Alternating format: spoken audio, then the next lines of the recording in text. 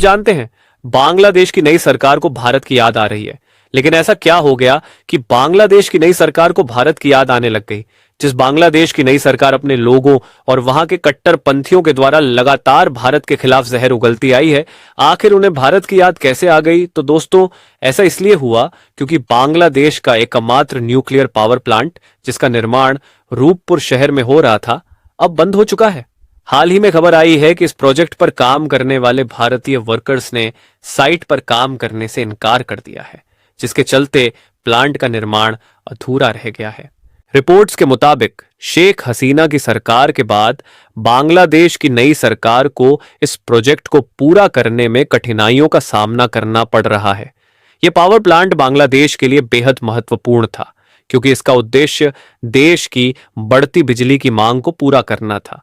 लेकिन अब आधे अधूरे काम के चलते यह प्रोजेक्ट फिलहाल अटका हुआ है, जो बांग्लादेश सरकार के लिए बहुत बड़ा सरदर्द बन चुका है। लेकिन आप ये सोच रहे होंगे कि आखिर ये न्यूक्लियर पावर प्लांट बांग्लादेश के लिए क्यों इतना इंपॉर्टेंट था? तो दोस्तों, न्यूक्लियर पावर प्लांट से बिजली उत्पादन कोयले से बिजली बनाने की तुलना में सस्ता होता है और यह पर्यावरण के लिए भी बेहतर विकल्प माना जाता है। बांग्लादेश की टेक्सटाइल इंडस्ट्री, जो देश की आर्थिक रीढ़ है, उसके लिए यह पावर प्लांट बेहद जरूरी था, ताकि देश को भारत से बिजली आयात पर निर्भर न रहना पड़े। इस प्लांट के लिए फंडिंग रूस से कर्ज के रूप में मिली थी और इसका निर्माण भारतीय कंपनी ट्रांसरेल लाइटिंग द्वारा किया जा रहा था। लेकिन हाल ही में बाढ़ और बांग्लादेश में हिंदुओं के साथ जो हिंसा हुई, इन वजहों से इंडियन और इंडोनेशियाई वर्कर्स ने काम छोड़ दिया है, जिससे प्लांट का निर्माण पूरी तरह से रुक गया है। रूस भी अब बांग्लादेश की सरकार पर दबाव बना रहा है कि जल्द से जल्द कर्ज की अदायगी की जाए, नहीं तो वे सख्त कदम उठा सकते हैं। यह स्थिति बांग्लादेश की नई सरकार के लिए एक बड़ा झटका है और अब उन्हें जल्दी से हल निकालना होगा, वरना देश की ऊर्जा आपूर्ति और आर्थिक हालात पर इसका गहरा असर पड़ सकता है।